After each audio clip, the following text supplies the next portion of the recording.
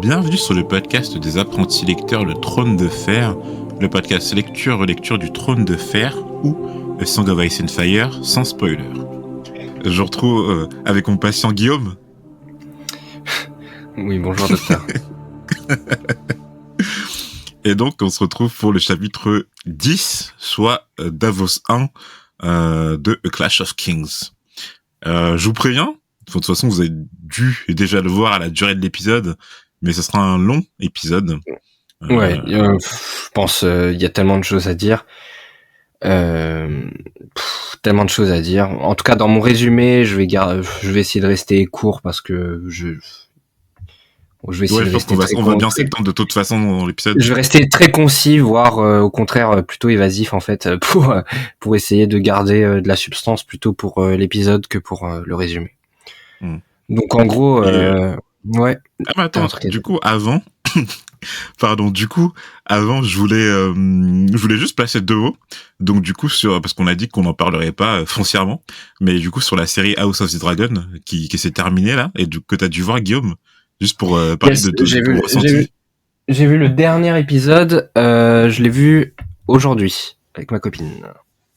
Et alors du coup, qu'est-ce que t'as pensé de la série ? C'est quali, hein, ça c'est quali de ouf. Moi je suis content. Je pense qu'ils ont. Alors je connaissais pas super bien l'histoire de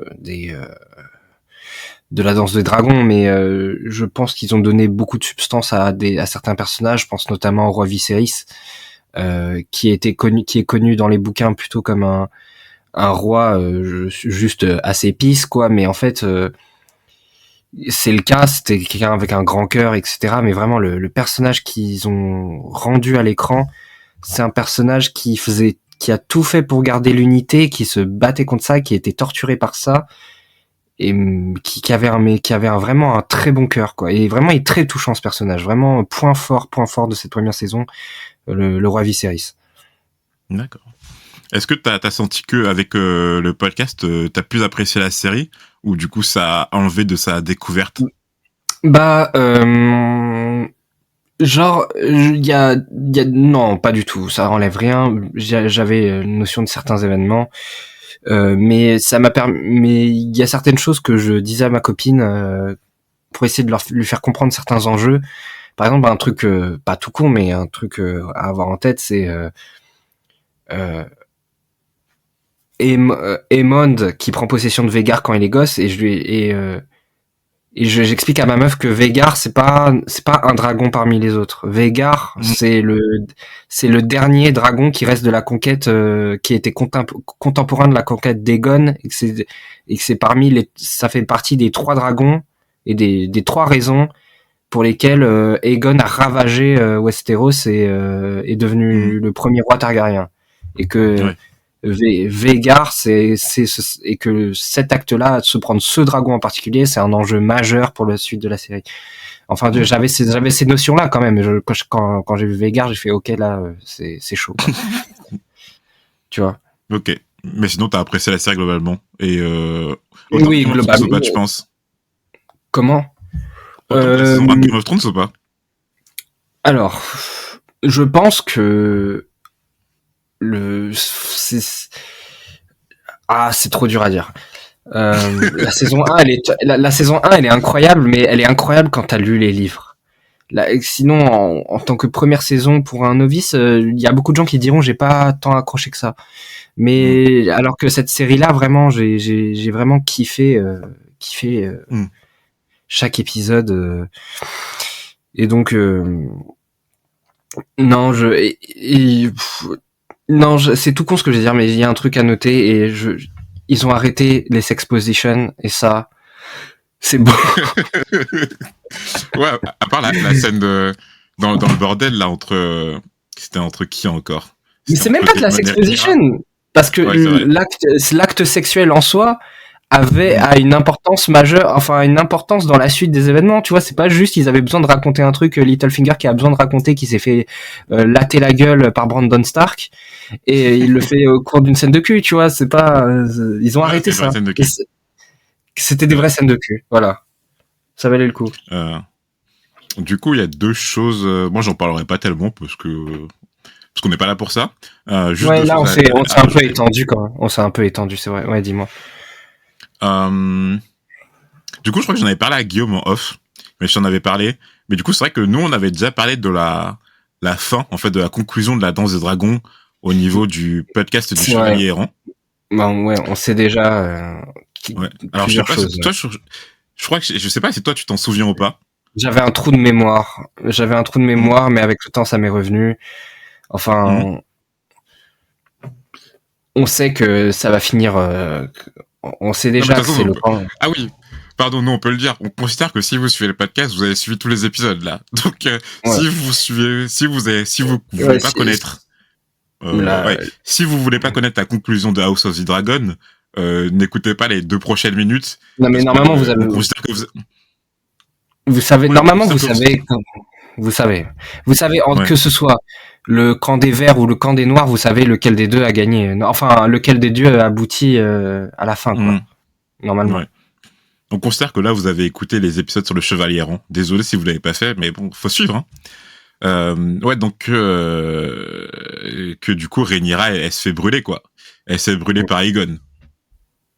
Ça, c'est dit dans le Chevalier Errant. Mais du coup, est-ce que soit ça gâche ton visionnage de savoir la fin ou pas? Non, non, pas vraiment. Mm. Non, pas vraiment. Et d'ailleurs, c'est limite scientifiquement prouvé. Ils avaient fait des études sur est-ce que le spoil gâche vraiment Mhm. le spoil gâche vraiment l'appréciation des spectateurs. Est-ce que à la fin les spectateurs qui ont été spoilés, est-ce qu'ils notent moins bien un film ou sur leur échelle, sur une échelle de valeur non. Et au Mm. contraire, parfois ça augmente même l'appréciation du spectateur. De savoir ce qui se passe parce qu'il va anticiper, il va prêter attention à d'autres détails, il va se fixer sur d'autres choses et il va anticiper différemment, ça gâche pas nécessairement, le spoil ne gâche pas nécessairement. Ok. Et dernière chose, en fait, il y a juste dans la saison 1, du coup, de House of the Dragon, il y a un élément qui n'est pas encore apparu dans le bouquin dont ils ont parlé. Mais voilà. Donc ça, du coup, quand il apparaîtra dans la saga principale, du coup, t'en auras déjà un aperçu, en fait. Mm. Voilà, voilà. Donc on retourne au chapitre. Ah, je suis désolé, on a rajouté 8 minutes de temps additionnel qu'on n'était pas supposé avoir, mais voilà, on a placé nos mots sur House of the Dragon. Alors, Davos 1, The Clash of Kings. Ouais. Peut-être que je vais commencer par un résumé rapide Ouais. du chapitre. Donc effectivement, Davos, un personnage que j'apprécie tout particulièrement, que j'aime beaucoup, et je suis très content Martin ait choisi ce personnage pour en faire un point of view parce que c'est quelqu'un de très humain qui est vraiment les deux pieds sur terre et qui se retrouve un peu au milieu d'une folie avec un Stannis très dur et une Mélisandre qui a énormément d'influence sur lui et et je trouve ça génial comme choix de personnage parce qu'on s'identifie énormément à lui, j'en trouve, en tout cas moi c'est mon cas, je m'identifie énormément à ce personnage qui a les deux pieds sur terre. Et donc ce chapitre, tout comme dans le prélude du second tome, donc il se déroule à Père-Dragon, où en fait on est en train d'assister à une cérémonie qui est très particulière. En fait, Stannis fait brûler les effigies des sept et il renie ainsi sa propre religion au profit du maître de la lumière, R'hllor, je sais pas comment on se dit, R'hllor, la religion de sa prêtresse rouge Mélisandre. Je vais la faire courte, mais je passerai dans ce résumé les différentes nouvelles de Westeros qu'on apprend par le biais d'un pirate de Lys qui se nomme Slador San. On en reparlera un peu plus. Mais le fait est que Stannis compte bien donner le tout pour le tout, hein, en utilisant les pouvoirs de Mélisandre, sa prêtresse rouge, et en mettant en avant la légitimité au trône, en dénonçant la réelle nature des enfants de son frère Robert pour conquérir les 7 couronnes. Donc pour l'instant, c'est tout ce on va développer tout ça dans les minutes à venir. Voire dans les heures. Dans les heures à venir. Alors, merci Guillaume pour ton résumé. Et j'ai bien aimé d'ailleurs ton introduction. Je trouve qu'elle était très touchante. Et donc, on débute cet épisode avec la présence d'un nouveau point of view. Alors, c'est vrai que avec la présence de 8 POV dans le tome 1 et la disparition d'un d'entre eux, c'est-à-dire Eddard, c'est pas déconnant de pouvoir en rajouter aussi. J'avoue, je sais pas, parce que nous, on connaît le système des POV, et Guillaume, je suppose que toi, tu savais que bon, il y en a d'autres qui allaient apparaître, vu que t'as vu la série. Mais du coup, c'est vrai que quand tu commences le tome 2, tu te dis, ah putain, il y a un nouveau POV, quoi. En fait, c'est marrant, parce que ça rajoute un petit jeu genre de, qui seront les nouveaux POV, tu vois. Ouais, c'est vrai. Ah, c'est vrai qu'à chaque nouvelle sortie, à chaque nouveau tome, j'imagine que ceux qui ont vécu le truc en direct, ils étaient là en mode What, c'est qui lui? Et genre... Ouais, bah. Et, euh, et après, on peut se demander, avant de parler de Davos spécifiquement, quel est le rôle des point of view du coup dans la saga des Trônes de Fer? Est-ce que Martin s'intéresse au personnage en lui-même et veut nous conter son histoire, ou est-ce qu'il veut ajouter une loupe sur une certaine intrigue, une zone géographique ou un autre personnage relié au point of view? Je m'explique. Dans le tome 1, tous les point of view centrés sur les personnages semblaient assez logiques. On avait la famille Stark, donc Eddard, Catelyn, Jon, Sansa, Arya et Bran, qui constituent les branches d'un même arbre, si on peut dire ça. Donc, quand on débute l'histoire, c'est pas déconnant non plus qu'ils aient des chapitres centrés sur eux-mêmes. Puis vient Daenerys, mais elle, qui a son importance de par le fait que ce soit une des héritières de la famille Targaryen, et à présent la seule, avec la mort de son frère Viserys, de l'ancienne famille royale. Donc, pardon. Et on sent que, son arc à elle est important avec la naissance de dragon à la fin du tome. Donc Daenerys, on peut comprendre pourquoi elle a ses propres chapitres. Et en dernier vient Tyrion, pour lequel, là, il y a un débat qui peut se poser, parce que bien que ce soit un personnage ultra intéressant, je pense que personne ne va en disconvenir, et appréciable en tout point, Tyrion n'est pas lié à la famille principale du tome 1, les Stark, et il n'est donc pas une figure emblématique comme peut l'être Daenerys. Donc Martin nous conte certes les aventures de Tyrion, mais il fait aussi beaucoup aux fonctions de point de vue du côté des Lannister, que ce soit après la chute de Bran ou pendant la guerre actuelle dans le conflit. Je me rappelle que même dans un de ces chapitres du tome 1, où les généraux de Tywin discutent entre eux de l'état actuel des conflits, et Guillaume et moi, on avait émis la réflexion que dans ce chapitre, Tyrion avait purement une fonction de point de vue. Donc Guillaume, déjà pour l'instant, t'en penses quoi de ce paragraphe? C'est vrai. Enfin, c'est une question qui est importante parce que c'est une question. Enfin, en tout cas, c'est exactement une des questions que je me suis posée quand j'ai lu ce chapitre. Je me suis dit pourquoi Davos? Parce que Davos, quand tu lis le chapitre, tu te rends compte que le personnage en lui-même, c'est pas nécessairement le plus intelligent, celui qui va te donner les meilleures répliques, comme peut l'être Tyrion ou même ou alors celui qui va être ultra héroïque, même si tu sens que tu sens que c'est quelqu'un d'extrêmement brave et tout.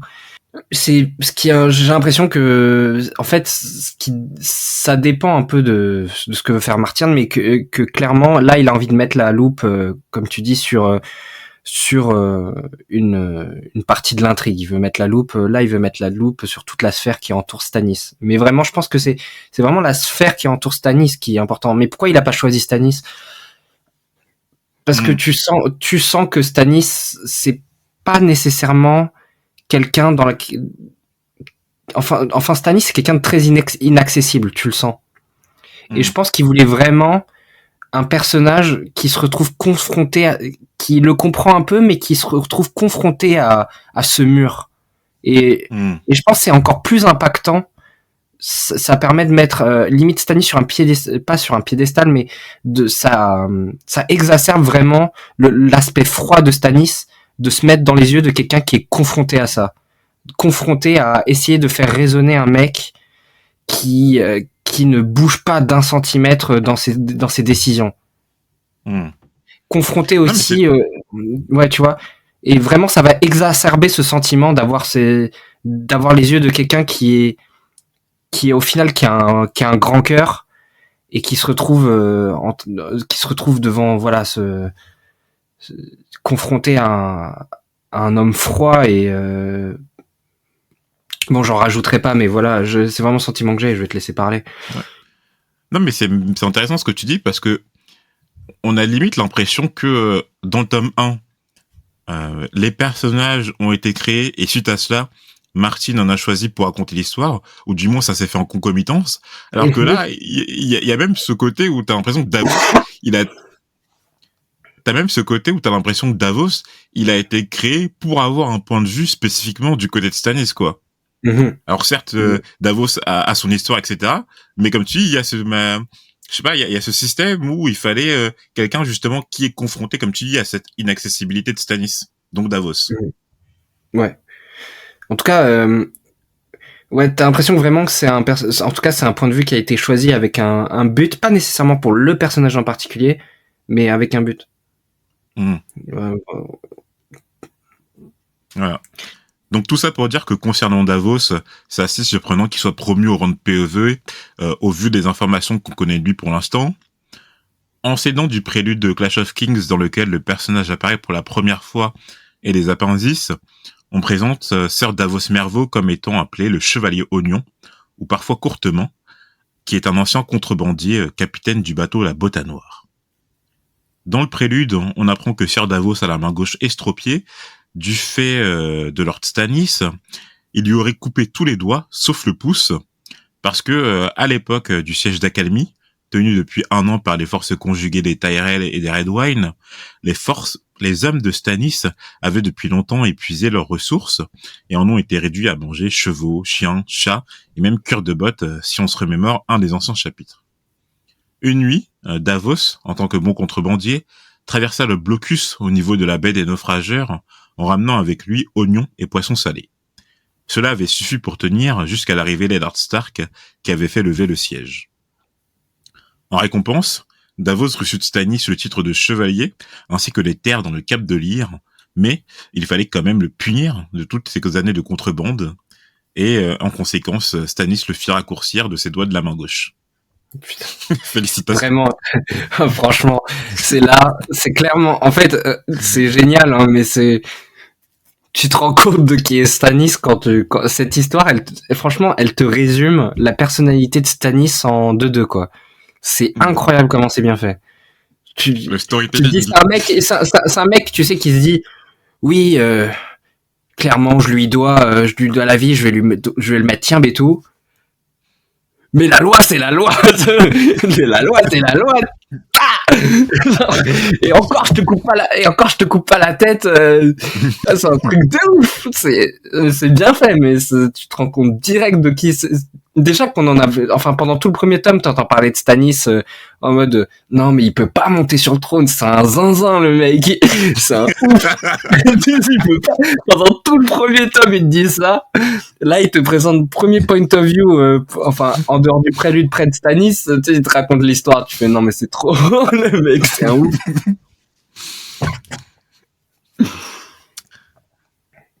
Dans le prélude, on avait appris que Sir Davos était parti, semble-t-il, à zinzin, t'as dit.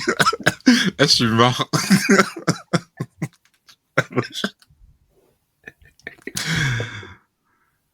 Dans le prélude, on avait appris que Sir Davos était parti, semble-t-il, en mission sur ordre de Stannis, convertir les seigneurs vassaux des terres de l'orage à leur cause, car, actuellement à Pendragon, il ne possédait que 3000 hommes. Après avoir remis dans son contexte le personnage de Davos, on supposait... Pardon.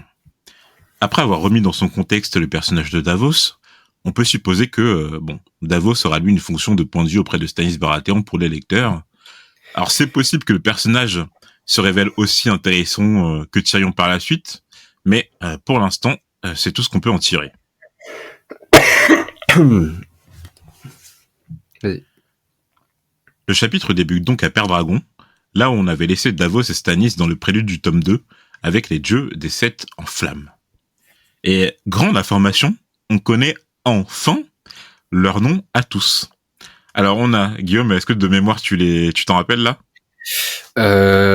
Ouais, j'ai la jouvencelle, la mère, l'aïeul, c'est les 3 meufs, le guerrier, le ferrant, L'étranger et le père.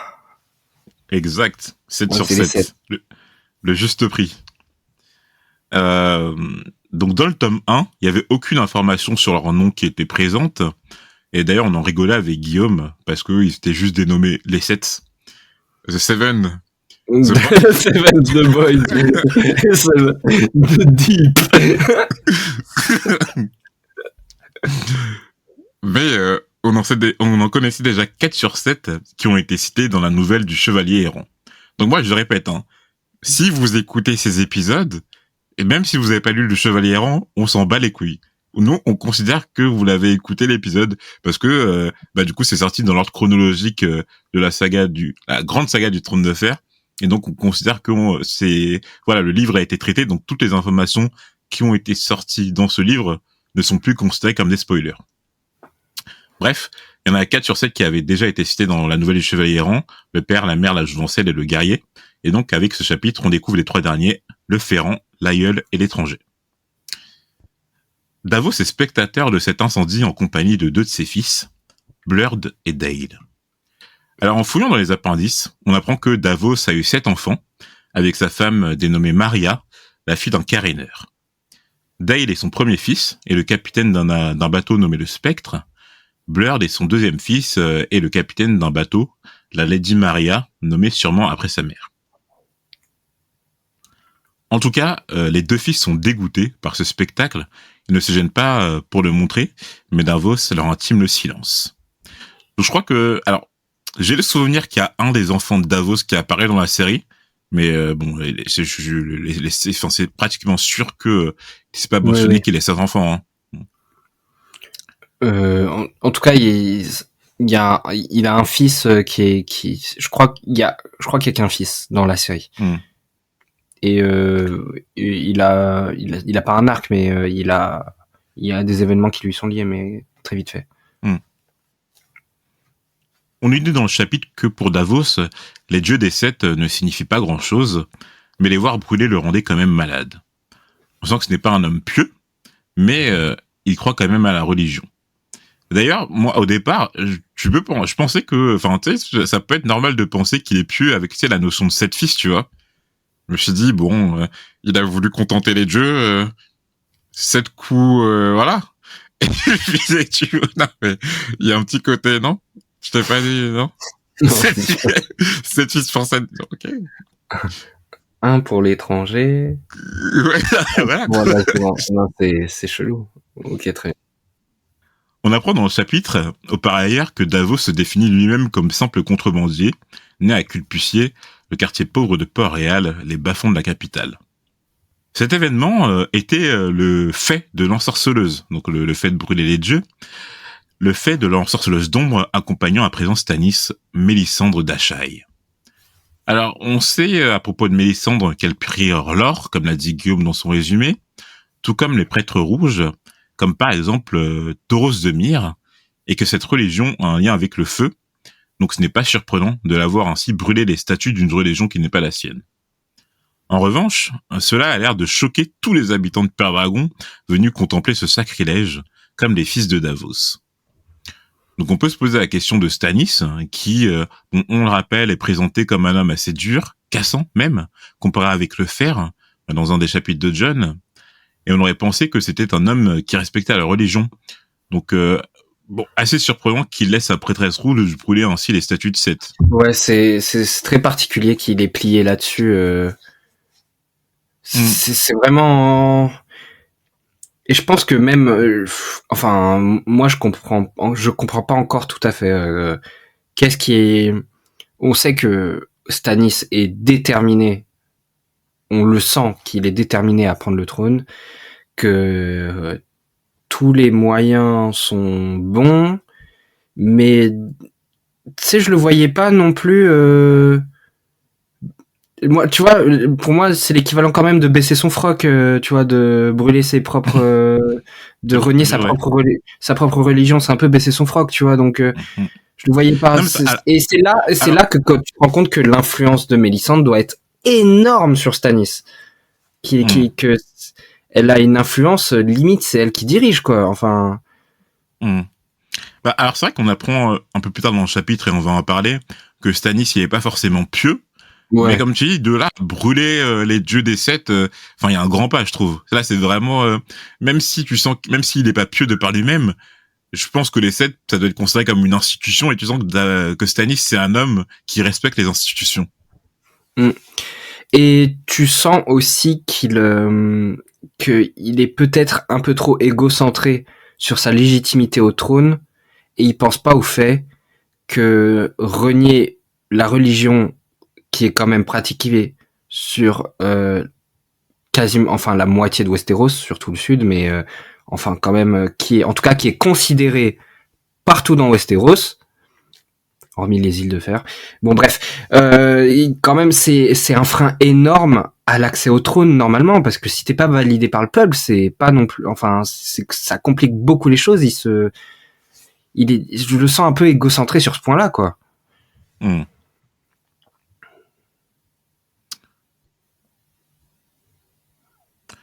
On doit, on doit alors rappeler que dans le prélude, on avait, on doit alors rappeler que dans le prélude, on avait appris que c'était la femme de Stannis qui avait pris l'or, aussi appelé le maître de la lumière, comme Dieu.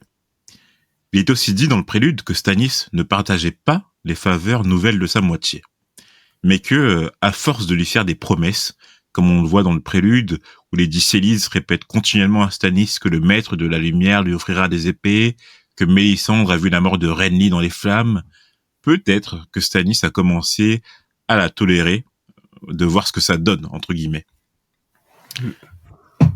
On nous dit aussi que le septon de Père Dragon, Septon Bar, était fragile et ne pouvait que maudire Mélisandre de ses actes. Mais Ser Hubbar Rompton, une des épées liges de Stannis, comme nous l'indiquent les appendices, était venue défendre les statues avec 3 de ses fils. Malheureusement, cela n'avait pas suffi et il se fit tuer avec un de ses fils.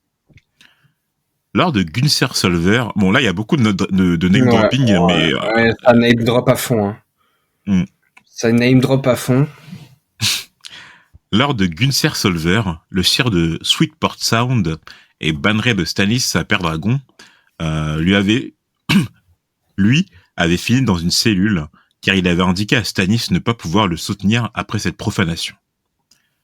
Bon, Lord Gunser Solver, il est présenté dans le chapitre comme le plus affable et dévot des lords, et on avait appris dans le prélude qu'il était en totale opposition avec la religion de R'hllor, donc ce n'est pas surprenant. Croupissait avec lui dans la cellule le Septon Bar, ainsi que les 2 fils survivants de Ser Hubbar Rompton. On sent d'ailleurs, en lisant leurs réactions dans le chapitre, que les autres seigneurs bannerés de Stannis, Lord de Velaryon, Lord de Sertigar et Lord Barremont, sont tout aussi mal à l'aise devant ce blasphème. Alors concernant Lord de Velaryon, et là je peux faire un tic, parce que du coup comme t'as vu House of the Dragon, t'as pas un visage parce que tu ne connais pas ce Lord Velaryon, mais tu vois, ça t'a permis de connaître la famille Velaryon. C'est vrai. Davos disait vouloir donner cher pour savoir ce que pensait cet homme à cet instant, mais Lord de Velaryon était un homme fier qui ne partageait jamais ses pensées. Les Velaryon venaient de l'antique Valyria, tout comme les Targaryens, et avaient même donné 3 épouses à des princes Targaryens au cours de leur règne. Alors petit aparté, c'est vrai que bon, on considère pas House of the Dragon comme canon du coup dans notre podcast, tout comme on considère pas GOT, mais vu que Guillaume a vu la série, on considère que les séries sont des univers parallèles et qui connaissent leur histoire, quoi. Mm-hmm. Mais ce qui est marrant, c'est que du coup, les Velaryon, tu sais, t'as un peu ce sentiment, il y a un membre de la famille qui était comme ça, et tout le monde doit être comme ça. Et typiquement, la description qui est donnée dans ce chapitre de Lord de Velaryon, c'est un peu la même chose que tu peux donner à Corlys Velaryon dans la série House of the Dragon, quoi. C'est sûr.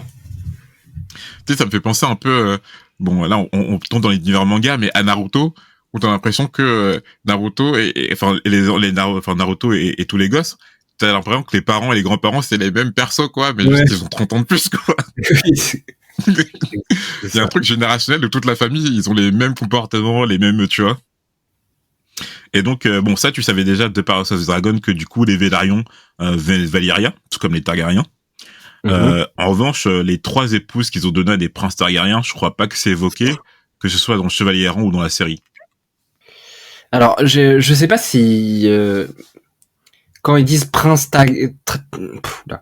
quand ils disent prince Targaryen, Il parle de ceux qui vont accéder au trône ou juste parce que pour moi il y en a quand même beaucoup plus qui ont marié des Targaryens qui accédaient, tu vois, Ah non, que non, 3. je pense qu'ils n'ont pas forcément qui ont accédé au trône. Parce que ouais, bon, je vois quelques têtes dans House of the Dragon, même si j'ai pas réussi encore à retenir tous les noms, mais il y en a déjà qui se sont promis entre eux, tu vois. Ouais. Bon, en tout cas, pour l'instant, c'est dit comme ça. Et après, on verra si, par rapport à ces 3 épouses, il y aura plus d'informations dans le reste de la saga. D'ailleurs, petite anecdote, dans le chapitre, il est dit que Mélisandre fit le tour à 3 reprises des statues en priant une fois dans la langue d'Ashaï, une fois en haut-valyrien et une fois dans la langue vernaculaire. Donc par rapport à Ashaï, on apprend du coup pour la première fois qu'ils ont une langue spéciale à Ashaï. Bon, Ashaï, les contrées de l'ombre, etc. C'est vrai que les langues parlées à Essos, c'est quelque chose, pour l'instant, on n'en connaît pas trop. On sait que il y en a certains qui parlent le haut valérien, d'autres qui parlent le valérien des cités libres. On apprend là qu'il y a une langue à Ashaï, mais on sent que c'est diversifié, quoi. Ouais, c'est beaucoup. Il y a beaucoup plus de dialectes que sur Westeros. Hein. Westeros, je suis même pas, enfin, j'ai pas notion de différentes langues, que ce soit dans le biais. Peut-être il y a le dornien, je crois. Peut-être. On n'a pas de notion de dornien, je crois. On n'a pas de notion de dornien. Je sais pas si à Dorne il parle une langue particulière, mais entre le bief, les Valdarines ou je sais pas quoi. Oui, ils parlent la même langue. Je crois qu'ils parlent la même langue, hein. La seule différence qu'on peut noter, c'est la différence entre le bas peuple. Oui, tu viens bien m'acheter le pain, tu vois, machin. Et les nobles. Tu me prends le pain, tu me prends un petit pain, vite fait, là, tu me prends. J'ai fait un mélange de Belges, de Québécois et de Sud. J'ai fait un truc, là. Ouais, je pense que c'est le même mélange qu'ils ont. Ouais, ça doit être un mélange comme ça. Concernant le haut valérien, on a déjà eu cette mention à plusieurs reprises dans le premier tome. Donc il y avait un haut valérien et un valérien dégénéré, comme l'appelle Daenerys, celui qu'on parle dans les cités libres. En revanche, moi je savais pas ce que c'était la langue vernaculaire, mais en fait, en faisant une petite recherche sur Google, ça signifie du coup la langue communément parlée au sein d'une communauté. Donc en fait, la langue commune, en somme. Et c'est là, bon, c'est du coup à Westeros, ils parlent une langue commune, quoi. Et c'est là qu'on la langue. Tu parles quoi? Ah, la langue. Mais je sais plus dans quoi c'était. Je sais plus si c'était une adaptation ou un bouquin, j'en sais rien, mais récemment que j'ai lu ou que j'ai vu. Et justement, pour pas avoir ce problème de langue, il disait, ouais, et on parle quoi ici? On parle la langue. Ah, mais c'est dans Camelot. Parce que tu sais, Camelot, c'est supposé être c'était en Bretagne, quoi. Et en fait, pour pas évoquer le fait qu'il parle normalement anglais, et bah, du coup, quand il parle justement de la langue qu'il parle, on dit, non, mais c'est la langue. Mais juste, voilà, quoi. La langue, point. Et c'est là qu'on comprend les critiques de la traduction de Sola. En parlant de la langue vernaculaire, hein, tu sais, qui a un style assez médiéval, alors que dans le texte original, Martin l'a juste écrit, in the common tongue, donc dans la langue commune. J'avoue, le langage vernaculaire, je le dis, tu sais, c'est quoi la langue vernaculaire, quoi? Après, peut-être que je suis juste non éduqué. Tu ressors moins bête, hein, si tu veux. On ressort moins bête. On ressort moins bête. En passant, les prières de la sorcière rouge concernent les offrandes que fait Mélisandre Arlor en brûlant les statues des sept, car comme elle le dit si bien, la nuit est sombre et pleine de terreur. Et là, je me suis vraiment rendu compte que, en fait, c'est dommage que j'avais pas suivi, que j'ai jamais suivi GOT en VF, parce qu'en fait, il y a plein de phrases comme ça, en fait, qu'en français que je les connais en anglais, mais ça me sonne creux, en fait, parce que moi, comme moi, je pense que tu retiens the night is dark and full of terrors. The night is dark and full of terror. Et là, tu sais, la nuit sombre et pleine de terreur, ça me semble, c'est une traduction, quoi. Non, ça passe bien, ça passe bien. Mélisandre, après ses prières, s'adresse à la foule et leur parle d'une prophétie venue d'Ashaï. Bon, là, on va entrer dans je pense, la partie la plus intéressante du chapitre. Donc, voilà. Ouvrez vos esgourdes et écoutez bien. Je cite la prophétie. Un jour viendra où, après un long été, saigneront les étoiles et où s'appesantira sur le monde la laine glacée des ténèbres. En cette heure effroyable, viendra un guerrier qui tirera des flammes une épée de feu. Et cette épée, qui, nommée Illumination, sera l'épée rouge des héros, c'est Azor Ahai ressuscité qui la brandira, dissipant devant lui les ténèbres affolées. Alors, plusieurs réflexions par rapport à cette prophétie. Alors Guillaume, là je vais parler et toi tu continues, tu me reprends s'il y a des choses et du coup je vais te poser quelques questions aussi. Hein. Donc le jour où saigneront les étoiles pour Mélisandre fait sûrement référence à la comète rouge. Donc comme tu l'as dit Guillaume, hein, chacun y fait son interprétation. Donc Mélisandre elle l'a mis dans la prophétie, ça se sent. Mais est-ce que elle l'a mis dans la prophétie ou la prophétie concernait la comète? Ça c'est une autre question. En tout cas ça s'accorde. Concernant la laine glacée des ténèbres, le lecteur ne peut que penser aux autres, aux marcheurs blancs. Mais du coup, est-ce que Mélisandre est au courant de leur retour? Parce que pour l'instant, ce qu'on sait, c'est que l'information n'est sortie du mur que par le biais de Alistair Thorne. Je crois que c'était Mormont qui l'avait chargé de... Ouais, mais est-ce que c'est quand même le problème des marcheurs blancs, tu vois? Le problème des marcheurs blancs. C'est un problème, visiblement, c'est bon, c'est un trauma qui a marqué l'histoire et qui a été même élevé au rang de légende parce que ça date d'il y a vraiment très très longtemps, mais qui, pour moi, ne concerne que Westeros, tu vois.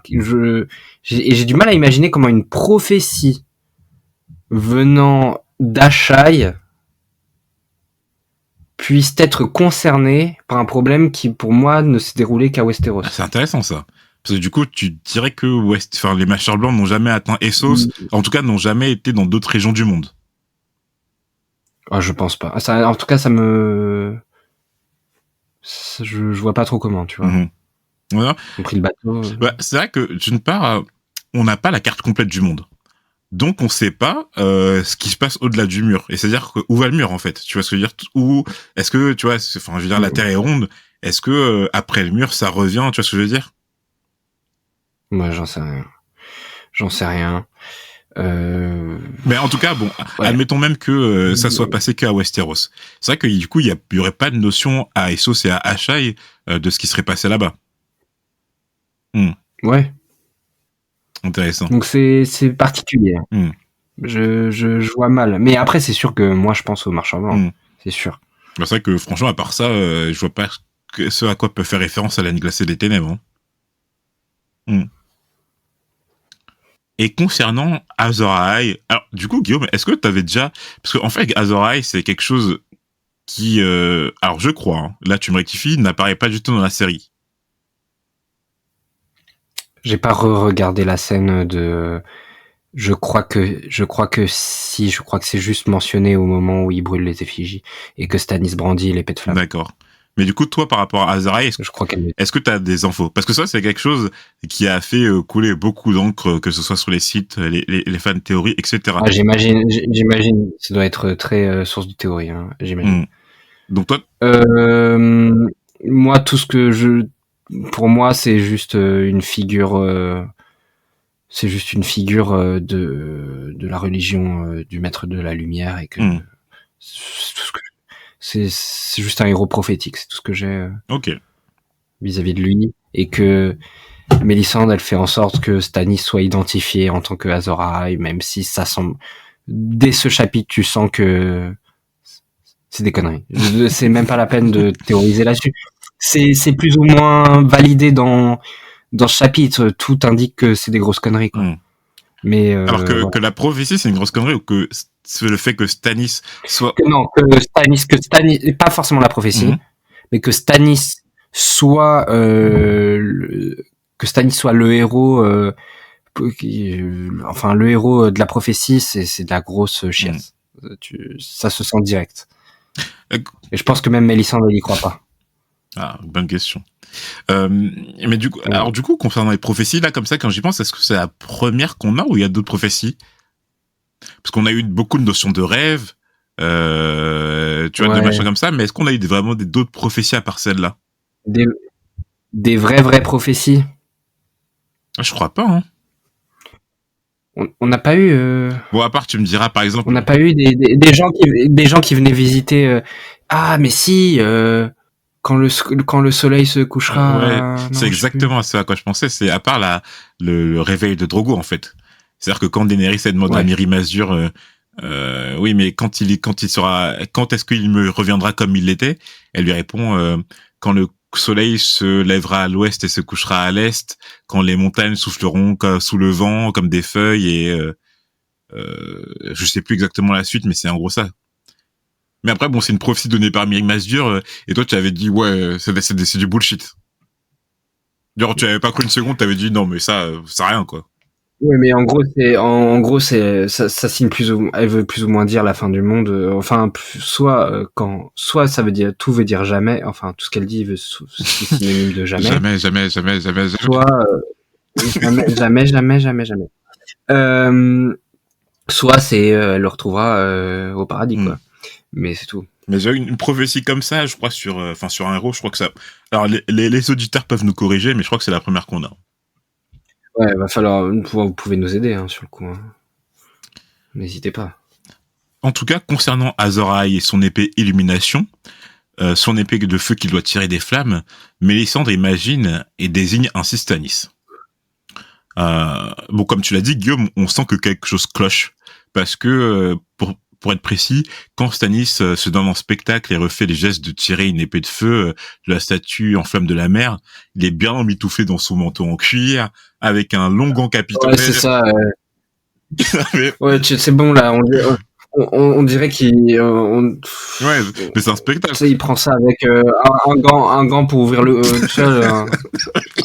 Pour le four, quoi, tu vois. Genre. Je suis grave mort. Parce que là, c'est vraiment du foutage de gueule. Oui, je vais retirer mon épée en flamme. C'est foutage de gueule. Et... Le mec, il a 3 gants. Il a une doudoune. Il est comme ça.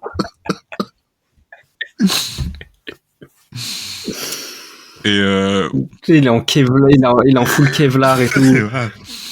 Donc voilà, avec Guillaume, on pense pas que la prophétie, elle doit revêtir cet aspect. Mais en tout cas, on viendra sur ce sujet un peu plus loin dans cet épisode, car il est abordé dans un autre moment dans le chapitre. Mais du coup, juste pour revenir à la prophétie, c'est vrai que, juste sur la forme, en vérité, je préfère largement les prophéties aux rêves. Parce que les rêves, c'est beaucoup trop dilué, en fait. Alors qu'une prophétie, il y a vraiment un truc où tu peux te raccrocher à certains éléments factuels, quoi. Factuels, entre guillemets. Mais il y a quand même cet esprit où tu dis, ça doit peut-être arriver, et il y a ces éléments-là, qu'on doit retrouver pour que ça arrive. Alors qu'un rêve, ça peut arriver n'importe où, et c'est trop... il y a un déguisement, en fait, dans le rêve, qui est difficile, en fait, à défaire. Ouais, c'est plus cryptique. C'est beaucoup plus cryptique. Mais surtout, on sent que Mélisandre joue sur l'ego de Stannis, et que c'est peut-être ça qui l'a fait basculer dans le prélude, dans le camp du dieu de la lumière, Orlor. On apprend d'ailleurs que dans le chapitre, Stannis a changé d'emblème, parce que c'est à présent un cœur ardent de feu, au lieu du cerf couronné des Baratheons. Et dans la série, c'est pas ça, mais avec le cerf des Baratheons dedans. Ah ouais? Alors ça, j'ai aucun souvenir. Dans la série, il y a le cerf, il est dans le cœur. D'accord. Tu vois, il a pas totalement abandonné le truc, tu vois. C'est marrant, ça. Bref. Donc, tu vois, moi, ça me choquait pas trop qu'il rajoute un cœur autour, c'est mignon, tu vois. Mais, ouais, cœur ardent. Et derrière cette représentation, on entend toujours... alors, moi, je dis, pardon, il s'appelle... dans mes notes, j'ai mis Patchface, mais c'est Bariol. C'est Bariol. Parce qu'il est bariolé. Voilà. On entend toujours débiter ces phrases énigmatiques, je cite, « Dans la mer, la fumée s'élève sous forme de bulles et les flammes sont vertes, noires et bleues. » Et bon, en tant que lecteur... Il fait flipper, lui. Il fait flipper, lui. En vrai, ça peut paraître comme un fou, genre un peu déconnant, etc. Mais en vrai, peut-être, tu peux avoir une image de lui. Ouais, mais lui, quand il dit « dans la mer, la fumée machin sous forme de bulle mais il a été, tu vois, il a été dans la mer, tu vois, il a été... Ouais. Tu te souviens il s'est noyé, ce mec. Tu te souviens de l'histoire de Bariol, du coup? Bon, on en avait déjà parlé une fois, mais quand il faisait partie de l'équipage du navire de Lord Stephen quand quand ils se sont tous noyés en mer. Et il a survécu. Exactement. Il fait partie des survivants. Et depuis ce jour-là, ouais, il est un peu cryptique, en fait, justement. Et là, par contre, c'est le genre de forme, quand je dis que je préfère les prophéties à ces énigmes-là, franchement, Bariol, en fait, t'en tires rien. Flamme verte, noire et bleue. Alors, tu me dis, ouais, là, t'en tires pas grand-chose. Franchement, tu me dis si t'en tires quelque chose, hein. Bah, je me demande si, genre, finalement, le naufrage du navire de Lord Stephen, il serait pas lié à un truc beaucoup plus... C'est pas juste un simple orage en mer, tu vois. Je me dis, tiens... Après, tu vois, s'il avait dit flamme verte, je me serais dit, ok, il y a une histoire de feu grégeois, tu vois. Au départ, moi, j'aurais pensé aux dragons, à la limite. Les 3 dragons d'Daenerys, du coup, qui viennent de s'éveiller. Mais alors, est-ce qu'on connaît leur couleur? Si, on connaît leur couleur, en plus. On connaît la couleur de 1 ou 2, je sais plus. Il y en a un qui est vert, et un qui est noir, ça j'en suis sûr. Mais bleu, je suis pas. Je sais pas s'il y en a. Bleu, je crois pas. Mais non, bleu, non. Mais en tout cas, j'aurais pensé à ça avec flamme, les 3 couleurs, etc. Mais le rapport avec la mer et les bulles. Mais bon, même en faisant ça et tout, enfin, tu vois, ça se trouve, ça reviendra jamais et on n'aura jamais d'explication. En tout cas, Martin, je sais pas où il veut en venir. Avec Bariol. Avec ce perso. Ouais. En tout cas, tu sais, il y a tout le temps c'est comme la dernière fois on en avait parlé avec les corbeaux qui parlent à chaque fois, tu sais, c'est tout le temps un qui va révéler un truc du plot, tu sais, au moment où tu t'y attends plus ou moins. Et lui, je sens qu'à un moment, il va révéler des infos, lui. Ouais. Il va nous lâcher des bombes. Tu vois, lui, il va lâcher des bombes comme ça. Et on le prendra pas nécessairement au sérieux, mais il y a un personnage qui va dire, ah, elle dit des trucs intelligents, tu vois. Mais non, mais t'as raison, ça sent qu'il y a un côté mystique derrière lui, mais juste que pour l'instant, en fait, on sent que ça va se révéler plus tard, quoi. Normal. Non, mais tu sens qu'il va. Moi, j'ai confiance en Martin et j'espère pas avoir tort, que quand il fait quelque chose, il le fait toujours pour une raison. Mais là aussi, on sent comment dire, l'intention des créateurs de la série Game of Thrones de virer tous les trucs mystiques. Hein. Depuis le début, tout ce qui concerne les prophéties, les rêves, les machins comme ça et tout, ils ont tout viré, quoi. Ils ont dit ça nous intéresse pas, trop compliqué, trop abstrait. Ouais, c'est beaucoup plus terre à terre sur. Bon, en tout cas, en tant que lecteur, on a l'impression, on sent que ça signifie que, en fait, on sent que les phrases de Bariol, elles vont signifier quelque chose, mais qu'on a tout simplement pas, pour l'instant, les cartes en instant T. Et juste pour info, alors du coup cette notion d'épée enflammée, illumination, juste la notion d'épée enflammée, elle avait déjà été. Moi, c'était Tauros de Myr, hein, c'est tout. Je crois que c'est tout ce qui passe par la tête. Tauros de Myr. Exactement. Qui est aussi un prêtre rouge du coup et qui lui, j'y crois plus, tu vois, son épée. Moi, c'est pas lui. Pour moi, il a pas de gants Tefal, tout ça. Hein. Il y va. Et justement, en fait, je vais te poser la question par rapport à Tauros de Myr. Donc, on le rappelle, il avait utilisé son épée en flamme pour gagner la mêlée lors du tournoi de la main du premier tome et aussi lors du siège de Pike des Greyjoy. C'est ça, ouais.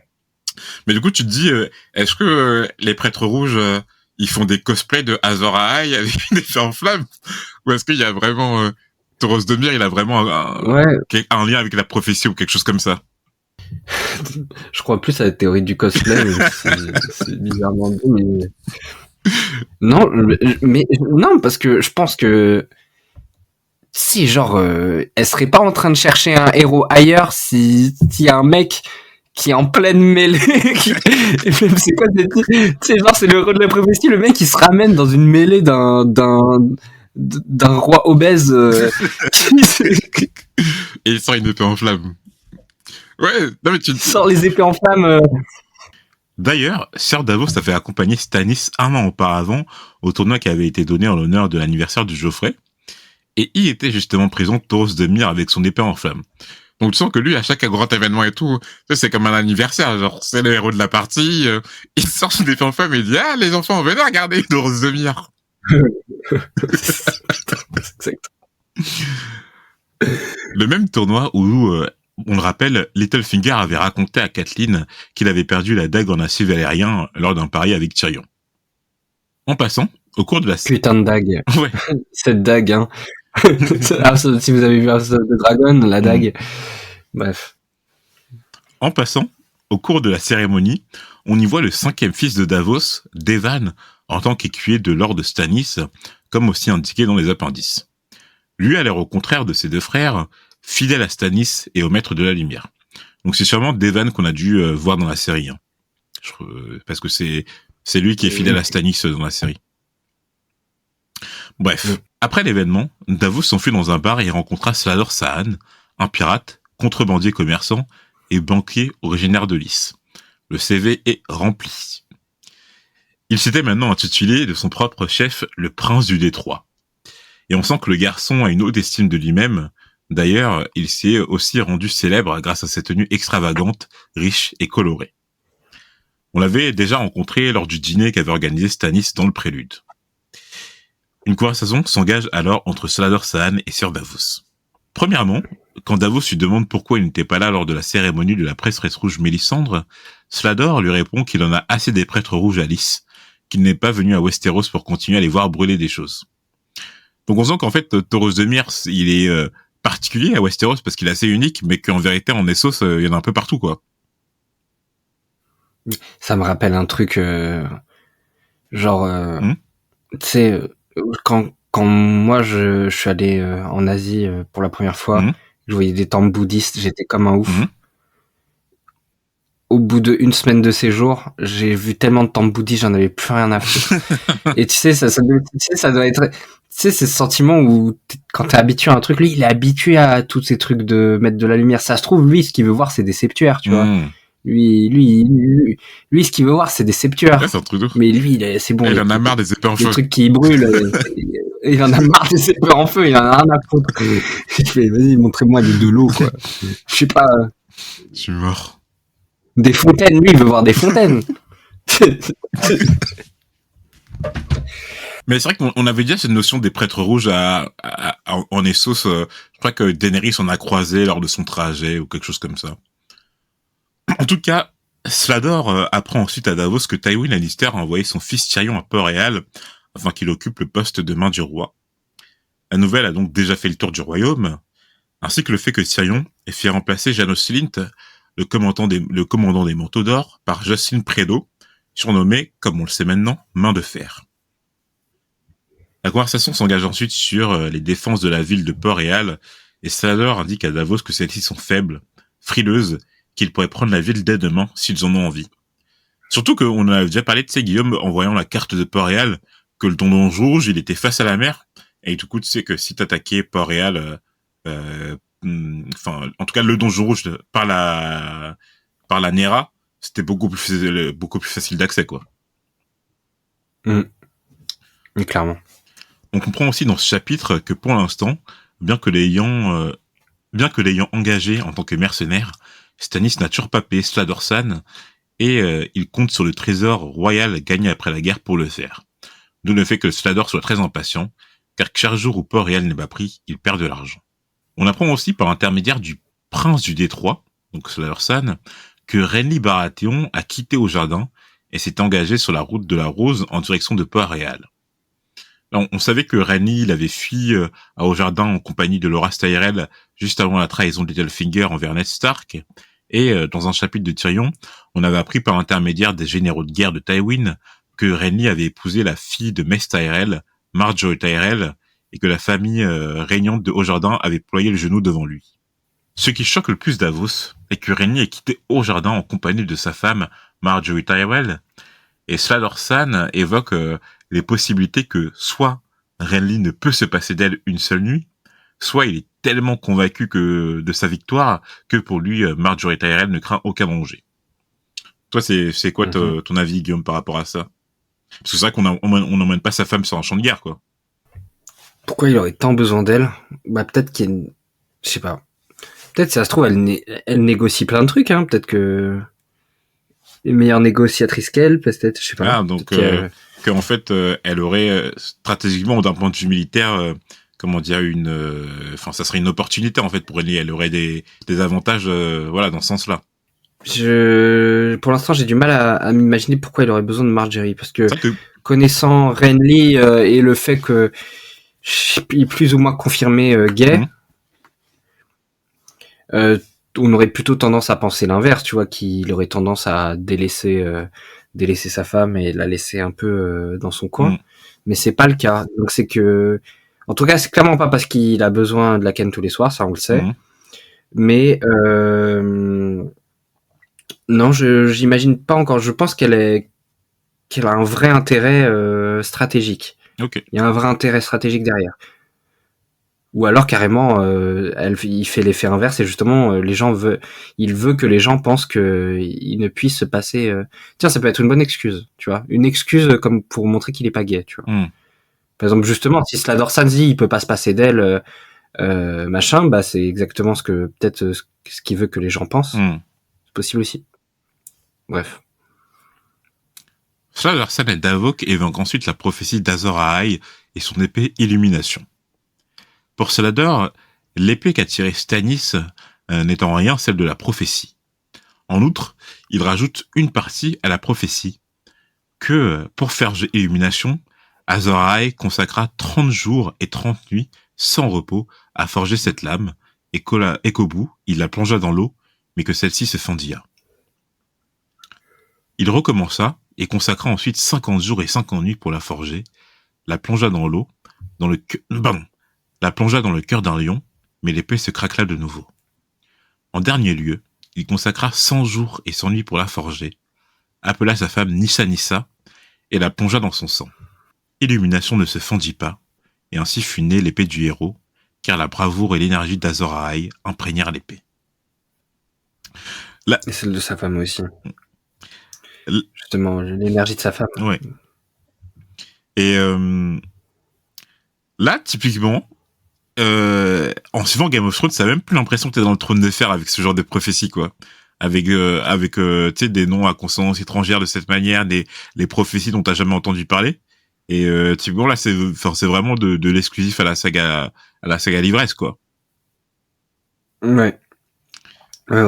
Mais du coup, toi, t'en penses quoi? Tu penses que en fait, c'est des prophéties comme ça. C'est soit il y a vraiment un côté archi mystique au trône de fer, et que en fait, on est vraiment dans un univers fantastique, ou soit que ça c'est du bullshit, quoi. On sait que la magie existe, ça c'est sûr, mais les prophéties de cette manière, c'est un peu compliqué de savoir est-ce que c'est vrai, est-ce que c'est faux, qu'est-ce qu'il faut en tirer, quoi. Ouais, c'est dur. Ouais, c'est dur à dire de savoir. C'est dur à se dire. On sait même pas exactement. On est sur quel registre d'époque Azor Ahai. On sait pas. C'est quoi? C'est 12 000 ans, encore moins. C'est vrai qu'il y a pas de notion de temporalité. Voilà, tu sais pas si c'était il y a 1000 ans, 2000 ans, plus. Donc tu sais pas. Après l'histoire elle est bizarre quand même. Le mec déjà il voulait absolument forger une épée, tu sais pas pourquoi. Grave.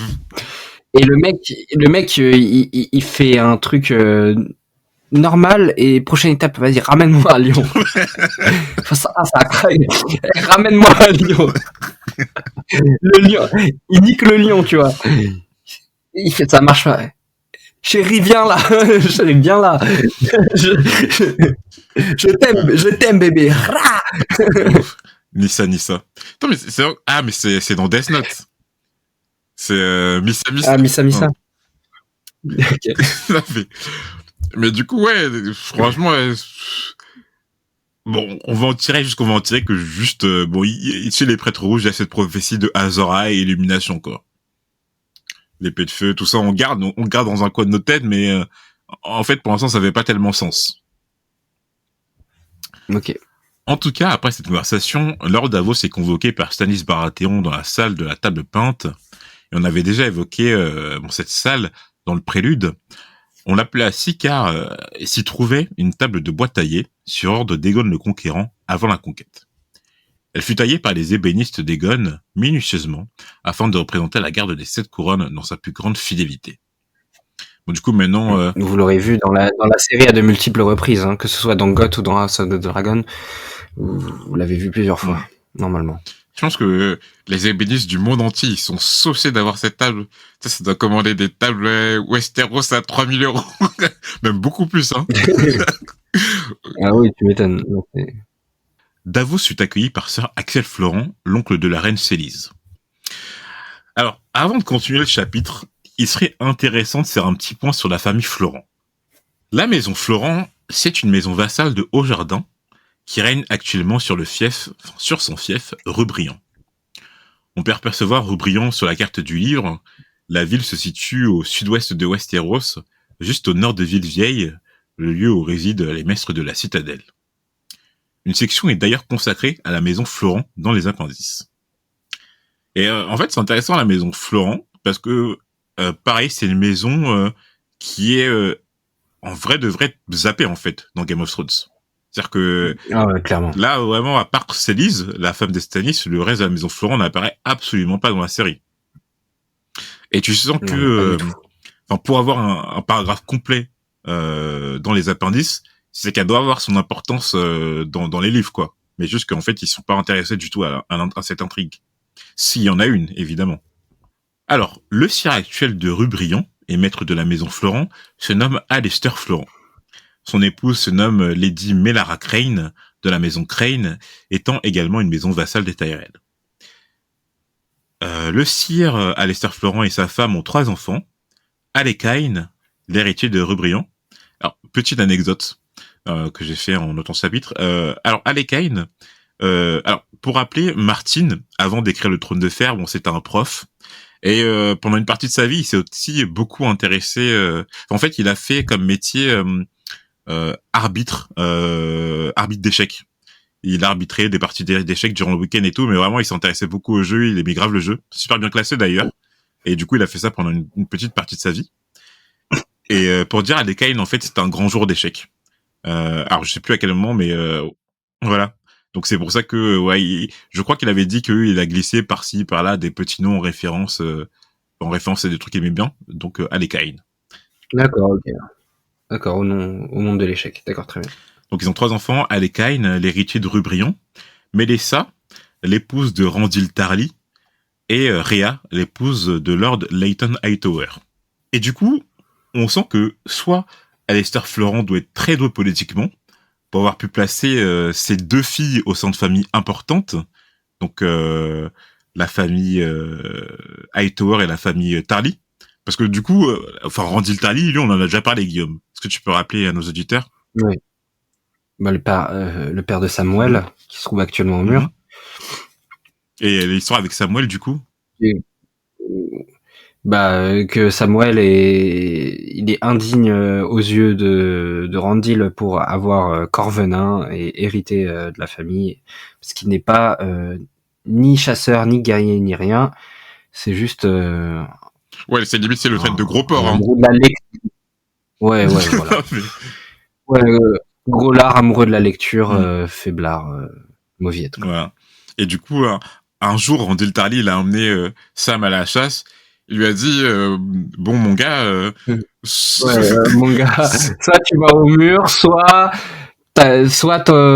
tu t'es fait les croisés dans le ravin, et ta mère... Moi, je veux dire à ta mère qu'on est parti chasser, t'as eu un accident, finito. Et donc, tu sens que Randil Tarly, c'est quand même un homme très, très dur. Et donc, je pense pas qu'il doit choisir son épouse, tu vois, n'importe comment, quoi. Il doit soit la choisir de façon très stratégique, soit... je sais pas, ça sent pas l'homme qui va se marier par amour, tu vois. Donc, on sent que, soit la famille Florent, et du coup, la famille Hightower, c'est la famille qui règne sur Villevieille. Donc, pareil, très importante, quoi. Ouais. Si elle règne sur la ville des... Une grosse... Là, si vous avez vu House of the Dragon, maintenant, vous avez une idée de l'importance de la famille Hightower. Hein. Et nous, on a une notion que de Geralt Hightower à un moment, nous. Ouais, ça, l'ancien grand maître de la garde, l'ordre commandant de la garde. Au moment de la guerre du Trident. Enfin, pas de cette période-là, en tout cas. Donc on sent que, quand on lui dit, soit Alester Florent, il est très doué politiquement, pour avoir pu placer 2 de ses filles au sein de familles importantes, soit que la famille Florent est une famille très respectée, au sein des familles Westerosi. Alester Florent, il a aussi 3 frères et une sœur. L'un, Axel Florent, dont on vient de parler juste avant, celui qui vient juste d'accueillir Davos dans la forteresse de Père Dragon. C'est alors Axel Florent, c'est le gouverneur actuel de Pervagon, celui qui s'est occupé de l'île pendant que Stannis occupait le poste de maître des navires à Port-Réal pour Robert. Le deuxième frère d'Alester Florent, Sir Guillaume Florent, il est décédé lors d'une chute de cheval, et c'était le père de Célis Florent, la femme actuelle de Stannis. Le troisième frère de Sir Alester Florent se nomme Sir Colin Florent, et sa sœur Rylène Florent. Alors je pense que je vous ai fait un bon résumé de la famille. Il y a encore plus d'informations dans les appendices par rapport à la famille Florent, mais je vous laisserai aller chercher par vous-même, parce que pour l'instant, le reste n'a pas trop d'importance dans la saga. On peut toutefois citer Delena Florent, la cousine de Célis Florent par le troisième frère d'Alester Florent, Sir Colin Florent. Et Guillaume, est-ce que tu te rappelles quand on avait parlé d'elle? Non, pour le coup, pas le moins du monde, là. Pas du tout. J'ai pas. Alors, la cousine de Célis, c'est la cousine Florent que s'était tapé Robert lors du mariage de Stannis et Oui, Célis oui. dans leur lit nuptial. Ah oui. Ouais. Bah justement, il l'avait très mal pris, Stannis. Ça, il avait le seum. Ouais. Ah bah il s'était tapé dans le lit nuptial, quoi, lors du banquet et tout. T'as... Ah putain, il y a des bâtards en jeu là. Exactement. Il y a des trucs. Et du coup, en tout cas cette affaire, elle avait engendré un bâtard, Eric Storm, la pupille de l'actuel gouverneur de Pendragon. Mais pareil, je reviens à la respectabilité de la famille Florent, parce que pour que la fille, parce que dans les appendices, c'est dit que la fille elle s'est remariée. Mais du coup, pour que la fille elle se remarie après cette affaire, c'est vraiment que tu dis que la famille Florent elle doit avoir un certain prestige, quoi. Parce que sinon tu te dis, mais attends, la go, tout le monde sait que Robert il s'est tapé dans le lit nuptial, elle a un bâtard, t'es bien gentil, mais non, voilà quoi. Ouais, non. Ouais, c'est que la famille, elle pèse. Ouais, elle doit bien peser, ouais. On peut maintenant. On s'en rend pas compte, en tout cas vu que dans la série c'est vraiment zappé limite, mais. Ouais. On peut maintenant revenir au chapitre. Sir Axel Florent partageait les mêmes caractéristiques que Florent que sa nièce, les grandes oreilles et la pilosité faciale. Pour Célise, c'était une moustache, pour Axel, c'était les poils dans les oreilles. On peut noter que lors de la cérémonie de Mélisandre, les Florent faisaient partie de ses soutiens, donc Axel Florent tout comme Célise Florent. Stannis arriva ensuite à la table peinte et fut accueilli par le maître Pylos. On l'avait découvert lors du prélude de Clash of Kings. Il avait été envoyé par la citadelle afin de remplacer le maître Chrysen à sa mort, qui était arrivé justement lors du prélude. Et le maître demanda alors à Davos de lire une lettre qu'il avait écrite, mais Davos fut au regret de lui rappeler qu'il ne savait pas lire. Alors c'est Pylos qui se chargea de la réciter. Cette lettre était une missive destinée à tout le peuple des Sept Couronnes, qui leur rappelle que, premièrement, Stannis était à présent l'aîné de la famille Baratheon, maintenant que Robert était mort et que donc Renly n'avait aucune légitimité à se proclamer roi, mais surtout pour leur apprendre la nouvelle que tous les enfants de Cersei ne sont pas nés d'une union avec Robert Baratheon, mais que ce sont des bâtards, fruits de l'inceste de Cersei et de son frère jumeau, Jaime Lannister, sur le régicide. On se rappelle que Eddard avait voulu envoyer un message à Stannis concernant ses découvertes sur les enfants royaux, mais que ce message n'avait jamais pu être transmis, car la personne à qui Ned a confié ce message, Gros Tom, fut tué dans la salle du trône lors de la trahison de Littlefinger.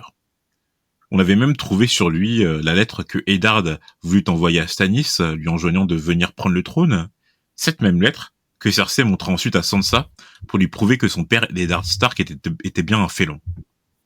Dans la série, en revanche, la lettre lui est bien parvenue, et c'est comme ça qu'ils ont justifié, dans la série, le fait que Stannis soit au courant que les enfants royaux étaient des bâtards.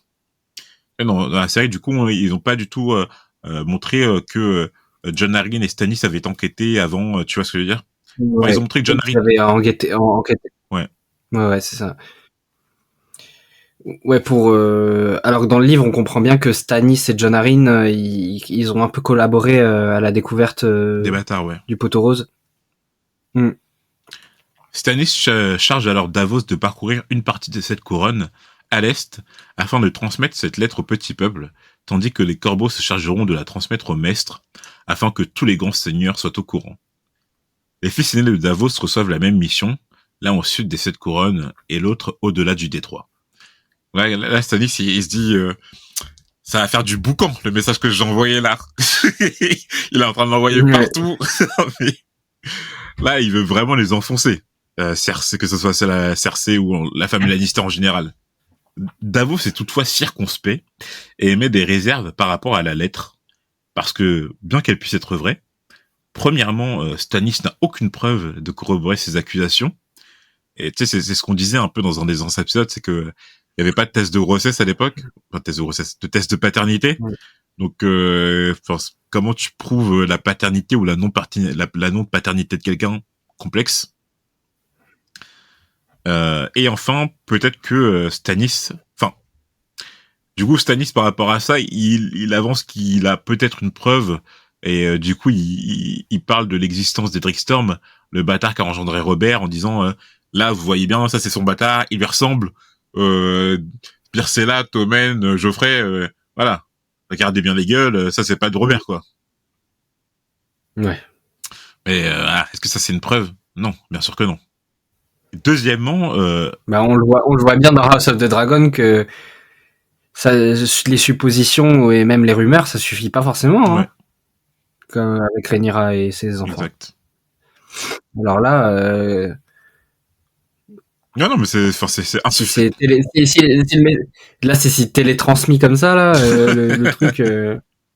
C'est sûr. Deuxièmement, Stannis avait signé la lettre en proclamant qu'elle fut faite dans la lumière du maître de la lumière. Dans la lumière du maître. Oh là là. Quelle erreur. Davos est bien conscient que Stannis risque de se mettre à dos une grande partie de la population en reniant les Sept et en leur offrant un nouveau dieu dont, je cite, le seul nom rend un son bizarre sur leur langue. C'est sûr que bon, t'arrives, machin, je veux dire, c'est un ouf. Tu peux pas renier des dieux comme ça, genre. Il prie les dieux depuis je sais pas combien de temps. Là, tu leur dis, non, maintenant, vous priez alors. Fous-toi de ma gueule. Il faudrait que il y a un prêtre rouge qui arrive dans chaque village avec une épée en feu qui leur dit, regardez, là, je suis magique. Est-ce que vos dieux, ils font quoi? Vos dieux, ils font quoi? Elle fait quoi, la jouvencelle? Elle fait quoi? Elle fait rien du tout. Et c'est grâce à la suite de la conversation qu'on comprend pourquoi Stannis est devenu un fidèle de la prêtresse rouge Mélisandre et de son dieu. Bien que Stannis ait cessé de croire dans les Sept le jour où le bateau de ses parents s'était fracassé dans la baie des naufrageurs au large de l'Accalmie, donc Guillaume a rappelé l'histoire tout à l'heure, Stannis admettait que Mélisandre, la prêtresse rouge, avait des pouvoirs. De plus, Stannis voyait bien que, à l'idée même de prononcer son prénom, les hommes en étaient terrifiés. Il la surnommait la sorcière rouge. Et, pour Stannis, un homme effrayé est un homme battu.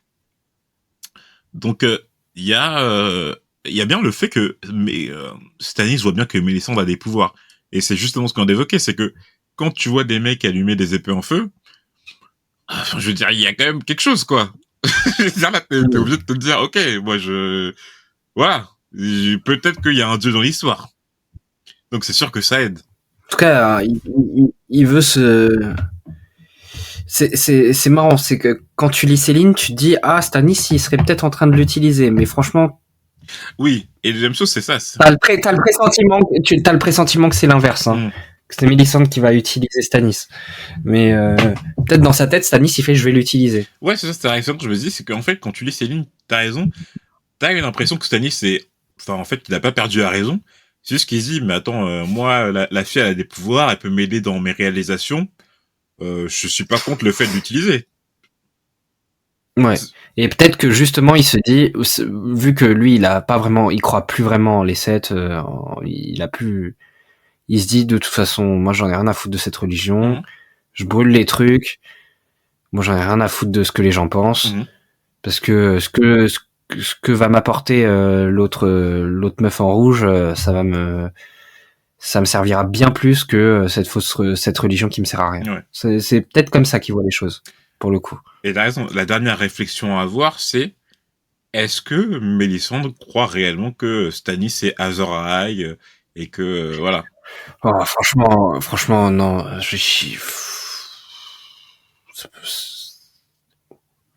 Personne n'y croit. son épée toute brûlée là. Voilà.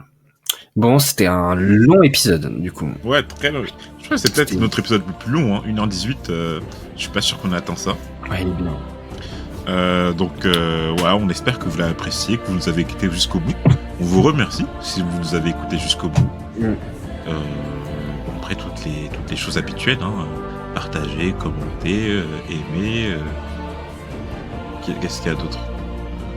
Bref, blablabla. On répond à vos messages sur les réseaux sociaux et par mail. Et puis on vous dit à la prochaine. À la prochaine.